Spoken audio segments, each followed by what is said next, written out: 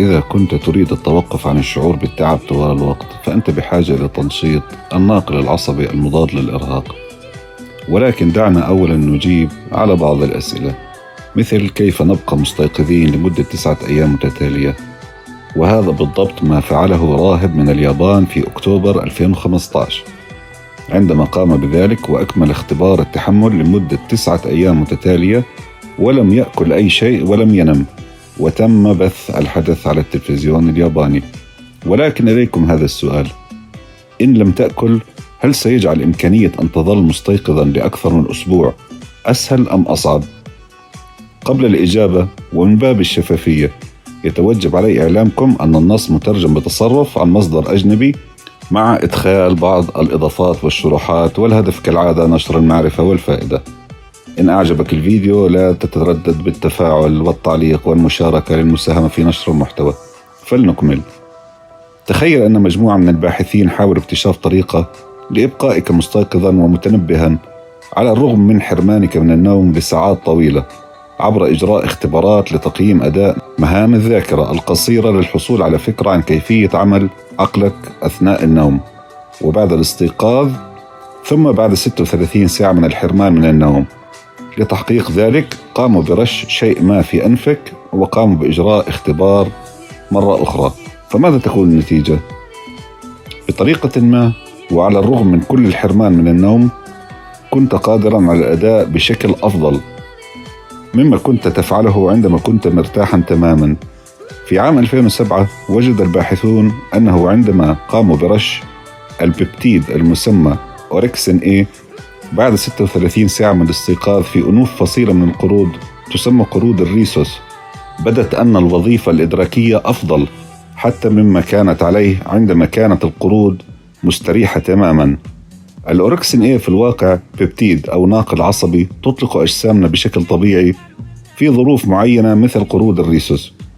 لذلك يمكن أن تعطينا تلك الورقة البحثية بعض التلميحات حول كيفية الحصول على مزيد من الطاقة على مدار اليوم. جميعنا سمعنا عن عدة أنواع من الهرمونات والناقلات العصبية، لكن ماذا عن مكافحة التعب؟ ما هو ناقل اليقظة العصبي؟ إذا كان هناك أمر يجعلك أكثر يقظة، فمن المحتمل أن يكون عبر تخليق أو زيادة تأثير الأوركسين A. إحدى الطرق الجيدة للحصول على المزيد من الطاقة هي عبر أداء بعض التمارين، ومن فوائد التمارين أنها تزيد من مستويات السائل النخاعي، وذلك في الجرذان والكلاب والقطط، ومستويات الأوركسين A في دم البشر. ويقترح الباحثون أن تلك التغييرات هي أحد أسباب فوائد أداء التمرينات على المقدرات الذهنية. وجد الباحثون أن 20 دقيقة على جهاز المشي تعطي الدماغ نفس الفوائد على الذاكرة مثل فنجان قهوة. بالنسبة للقهوة، فإن أحد آثار الكافيين هو تنشيط الخلايا العصبية عبر الأوركسين A. وبالمقابل تم اكتشاف أن بعض الأدوية التي توصف لمساعدة المصابين بالأرق على النوم تعمل من خلال تعطيل عمل الأوركسين A. الغفاق أو النوم القهري، وبالإنجليزية ناكروليبسي، حالة خطيرة حيث يعاني المصاب من نوبات نعاس شديدة قد تصل إلى درجة النوم الفجائي أثناء الوقوف، مما يترتب عليه السقوط، أو ما هو أخطر من ذلك مثل النوم أثناء قيادة المركبات، مما يشكل خطر عليهم وعلى السلامة العامة. حديثاً أصبح الأطباء يفضلون استخدام مركب اسمه مودافينيل لعلاج حالات النوم القهري، مع أن بعض آليات عمل هذا الدواء لا تزال محل جدل علمي، إلا أن تأثيره الإيجابي على الأوركسين A يلقى إجماع. للأسف المودافينيل انتشر وأصبح يستخدم من قبل أشخاص لا يحتاجونه، وأكثر فئة تستخدمه طلاب الجامعات في الولايات المتحدة. هذا الدواء لا يخلو من الأعراض الجانبية، ولا تزال التأثيرات بعيدة المدى مجهولة. دعونا نتحدث عن الطرق الطبيعية لزيادة اليقظة. للأسف لا يوجد تدخل بسيط يفعل الأوركسين A ويجعل الحيوانات أكثر يقظة باستثناء الحرمان من الطعام. الصيام هو الأمر الوحيد الذي ينجح وباستمرار على زيادة اليقظة في الحيوانات ومنها القرود. وإذا قمت بتدمير الخلايا العصبية التي ينشط بها عمل الأوركسين A في الفئران، فلن ينجح الصيام في جعلها أكثر يقظة. وإن كنتم تتساءلون عن البشر فالجواب هو نعم، تم إثبات بأن الصيام يجعل البشر أكثر يقظة. وعلى العكس، يبدو جليا أن الطعام يجعلنا نشعر بالتعب. إذا تناولت وعاء كبير من المعكرونة على الغذاء ووجدت نفسك تكافح من أجل البقاء مستيقظا وأنت جالس على مكتبك، أو إذا أكثرت من الأكل على العشاء، أنت بالتأكيد تعرف ذلك الشعور. هل الحل يكون عبر تناول العديد من الوجبات الصغيرة كما ينصح أصحاب الاختصاص في العقود الماضية؟ علينا أن نأكل كي نعيش، وليس أن نعيش كي نأكل. في وقت ما قيل لنا أن نأكل طوال الوقت، تناول 3 وجبات في اليوم، ثم أصبحوا ينصحوننا بتناول 3 وجبات في اليوم بالإضافة لوجبات خفيفة سناكس بين الوجبات. برأيي هذا ينافي تصميم جسم الإنسان، وهو السبب في ارتفاع معدلات الإصابة بأمراض هذا العصر.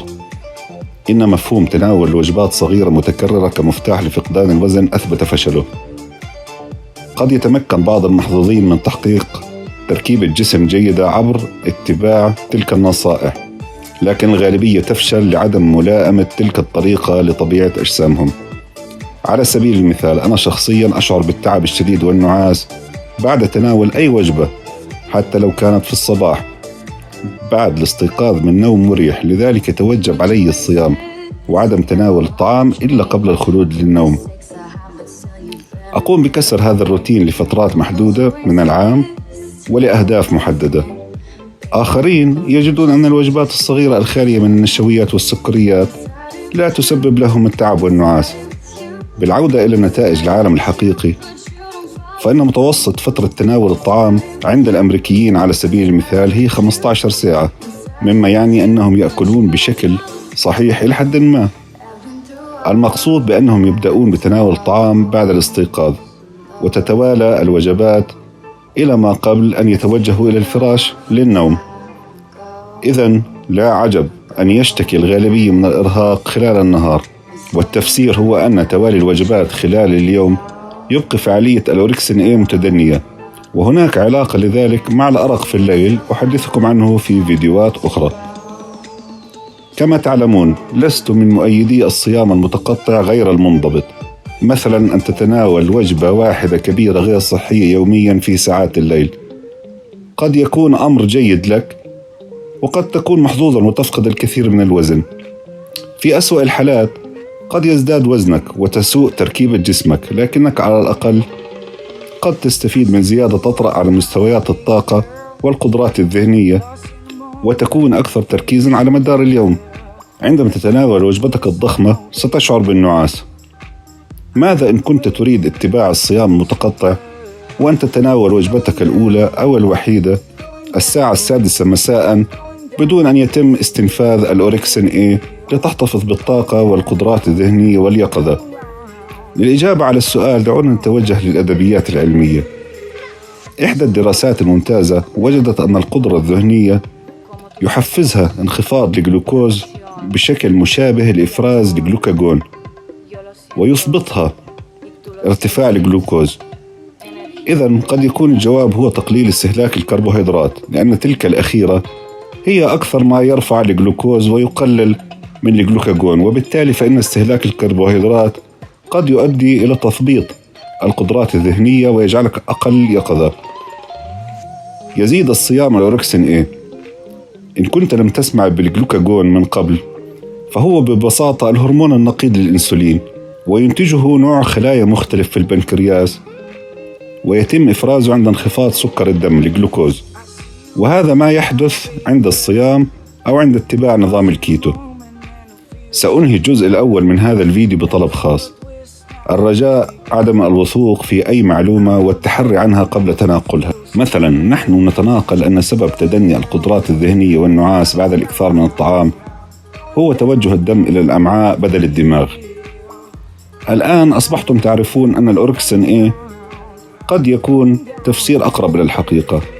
ومع ذلك معلومة زيادة التروية الدموية إلى منطقة الأمعاء قد تكون صحيحة، لأن البعض وأنا منهم نشعر بالبرد بعد تناول الطعام، وخصوصا خلال فصل الشتاء، والحقيقة لا أزال أجهل السبب. الطلب هو عدم التعصب للآراء.